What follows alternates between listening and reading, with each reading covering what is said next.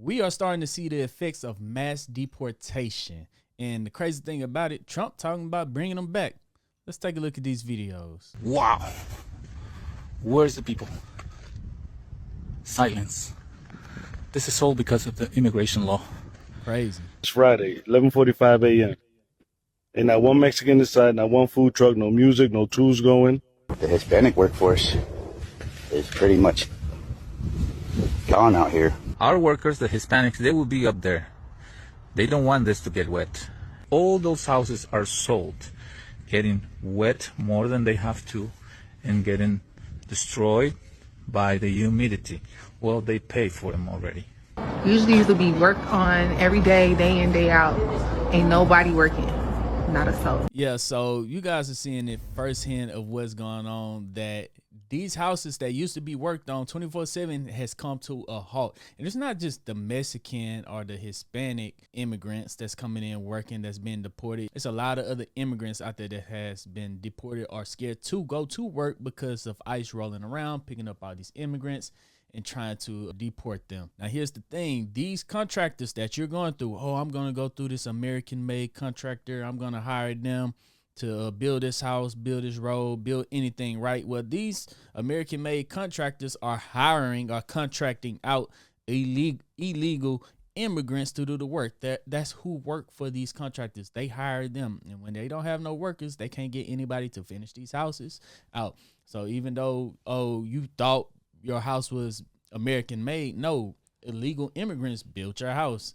So now when you thought it was going to be done in about a year, the house ain't going to never be done. You're going to be sitting around waiting for that house for a very long time. So people that's home buyers, so if houses can't be built, guess what's going to happen, guys? The prices of houses are going to go up. So a lot of people are about to start seeing these effects in your homes, food, as we're going to see later on in this video. Just pretty much everything, the prices of everything is going to go up. Let's continue watching a couple of these videos. Hey gang, so I know there's a lot of talk out there about President Trump and deporting illegal immigrants from the U.S. I just want to let you know that the people that are going to be hurting from that are going to be your general contractors, your folks doing renovations, and anybody looking to do any kind of construction work. Getting a good subcontractor that is not Hispanic and potentially an illegal, you're going to have a hard time. If you think you have a hard time with contractors showing up now, just wait. It's going to hurt. He ain't lying. Just wait, because I tell you what, most manual labor jobs are done by immigrants looking to come over here to have a safer place to live, safer place to work, and to provide for their family. A lot of Americans don't want to do manual labor. I ain't talking about being a mechanic or a welder and things like that. I'm talking about real manual labor, being out there in the fields, doing construction, picking crops, things like that. That's real manual labor. I ain't gonna say mechanics is manual labor. You damn engineer. You a scientist working on cars, real talk. All the mechanics out there, but real manual labor, breaking manual labor, are done by immigrants that a lot of Americans don't want to do. So if you say they're taking our jobs, replace those jobs, and let's see. And so far, we haven't had anybody or a plan in place to take those jobs. So a lot of people hasn't been getting any kind of construction work done anytime soon. Yes, he said, Raul, nobody coming to work today. Everybody very scared. So if you don't give me more money, I'm not coming back because I'm the only one with a green card. So if you don't give me $100 an hour, I leave it, okay? I leave it right now, I don't care. Okay, no problem, that's it. The place is shut down, I say I leave it today. Now, I want you to pick up your phone and call your local landscaper, right? Because last year, a landscaper cost maybe $40 to get your yard cut, front yard cut. Now, that same landscaper that's out of like his competition is no longer around. You know what they're charging? Around $80 just to cut your grass. So they doubled their price because there's no competition at all. And since he's the only one left that's doing it, your landscaper that's actually legal and got his papers and everything, they charging an arm and a leg. So those cheap prices you was used to, gone. They gone. You riding by your elementary, your middle school, high school, you riding by your park and all that used to look so nice and pretty. And you noticed that they don't look so nice and so pretty anymore these last couple of weeks because those contractors haven't been able to get out there and do their job? Gone.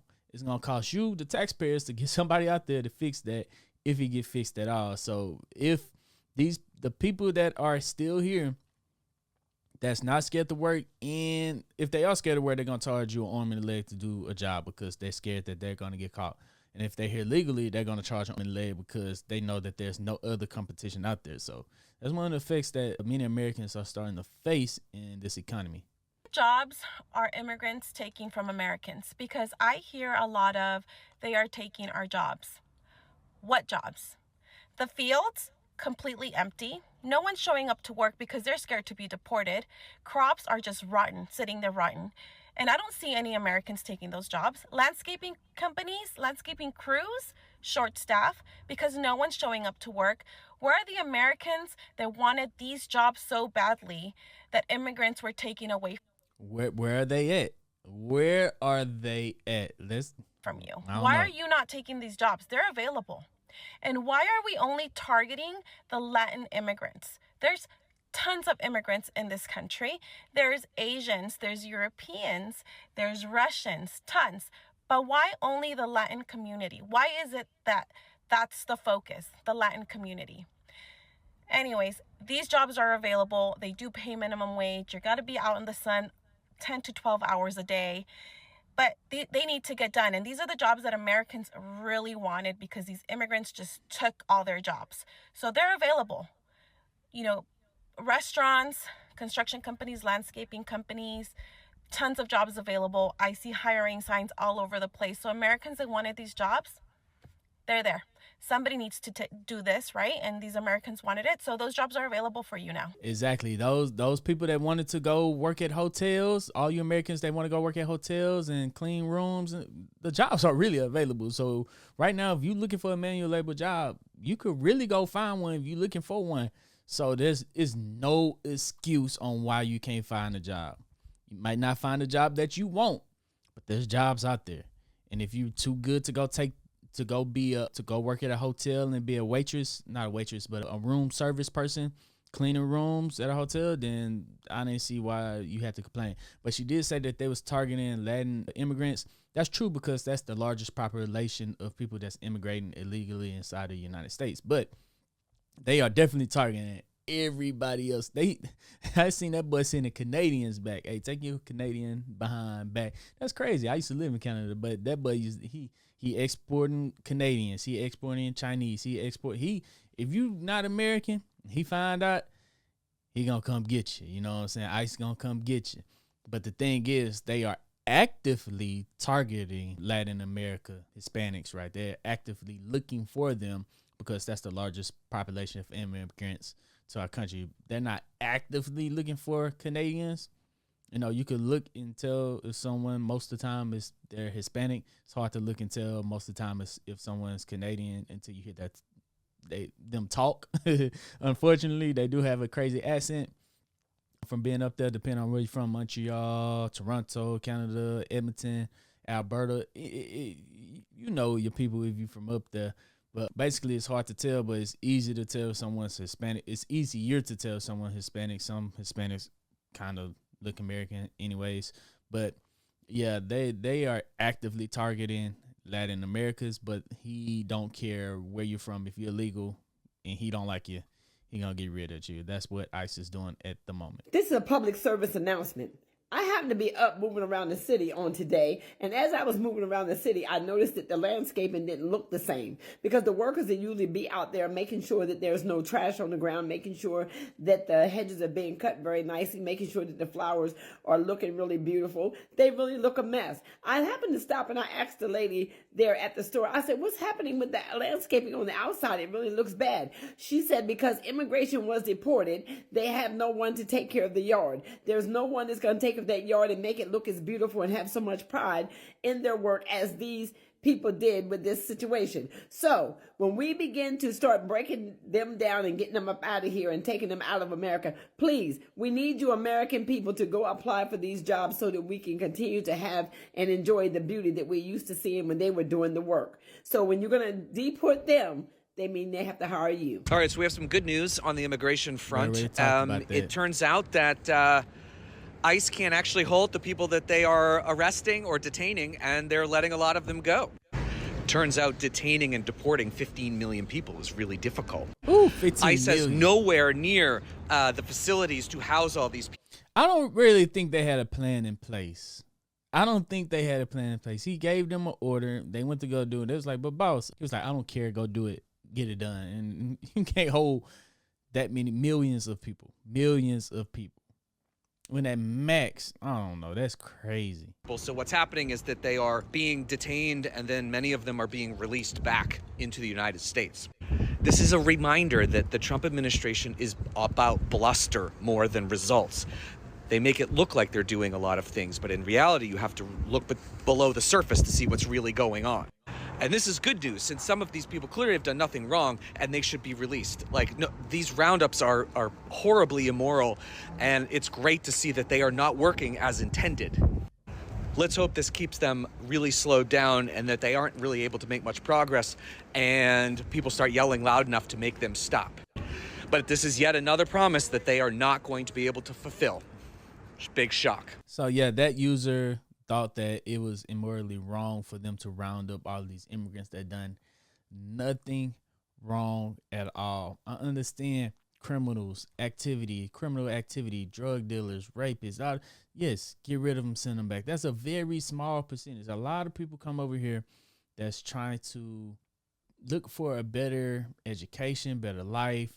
They don't want to get in no kind of trouble at all. They find themselves, they get on their feet, they become productive citizens. I just hope that they're not coming in and deporting all immigrants based off of every immigrant is a bad immigrant.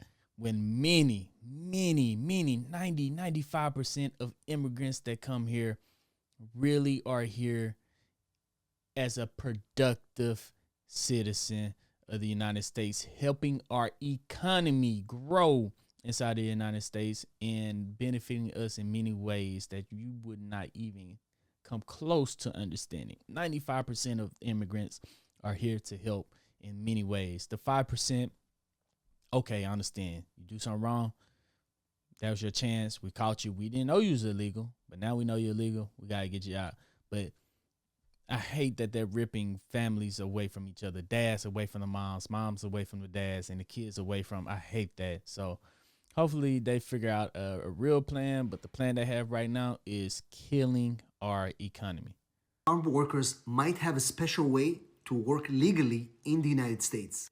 A couple of days ago, Trump floated a new program specifically for farm workers and hotel workers. The idea is that if an employer has a need for farm workers or hotel workers, they'll come up with a plan, a special request to present to the government and apply for these visas. This is specifically for workers already working for this employer but not having legal status. They'll have to exit the country, apply for their visas overseas, and come back with this pre-approval. Currently, the only way for a farm worker to work in the United States is through and for hotel workers using the H-2B visa. These visas have seasons, and for the October season, now is the time to apply for an H-2B visa. As far as this new program, we still don't have any details. I promise you, once I do, I'll announce on this channel. So follow me for more updates just like that. I tell you what, you can apply for a visa if you worked at.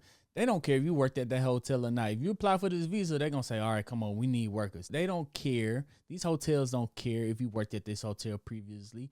Apply for that visa, come on back, because who are they going to deny? They're not going to deny anybody. Anybody that apply for that visa is pretty much going to get approved. Come on back to working at these hotels and farms because they need them. If these workers cannot get all the crops off the farm, your price of goods is going to go up. Your price of your hotel room is going to go up if they can't get these workers back. They're pretty much begging for them to come back at this point. Once they come back inside the United States, if they decide to work, they're back inside the United States now. So if they decide to work at that hotel or not, it doesn't matter. They're back inside the United States on a visa, on a work visa. You got to find them again. They could go find any other job. So if I'm coming back to America to go work at the Hilton, right? Now you know where I work. You could come find me at any point once my visa is up. No, sir. I'm back inside the United States. Other than working at the Hilton, I'm going to go work at the Holiday Inn, or I'm going to go work at the Hyatt, right? I'm working at the Hyatt. You don't know where I work anymore. You can't find me. You think the Hyatt is going to turn me down? You think the Hyatt is going to turn me down? No, I'm working at the Hyatt. Now, once my visa is up, you're going to go looking at the Hilton for me. Can't find me. I'm at the Hyatt. So they're going to come back on these visas. That's me thinking. That's the street smarts in me thinking. It's like, bro, I can't have them know where I'm working. I could go get another job easily. I can't have them fight me. That's the street smarts in me working. My bad, guys. But yeah, they're begging for workers to come back. Once again, they don't have a plan. Crazy. All right, guys. I didn't really want to have to get on here and do this, but I had to. These are fiberglass stakes right here.